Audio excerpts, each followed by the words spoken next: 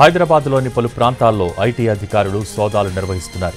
తెల్లవారుజామునే 10 బృందాలు తనిఖీలు చేపట్టాయి. సోదాల్లో 50 మంది అధికారులతో పాటు 10 బృందాలు నగరంలోని పలు ప్రాంతాల్లో తనిఖీలు చేస్తున్నాయి. ఓ రియల్ ఎస్టేట్ వ్యాపారి నివాసాల్లో సోదాలు జరుగుతున్నట్టుగా తెలుస్తోంది.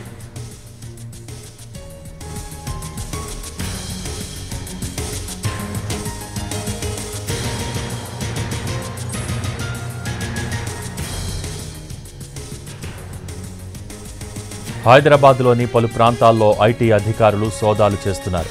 తెల్లవారుజామునే 10 బృందాలు తనిఖీలు చేపట్టాయి. సోదాల్లో 50 మంది అధికారులతో కూడిన 10 బృందాలు నగరంలోని పలు ప్రాంతాల్లో తనిఖీలు చేస్తున్నాయి.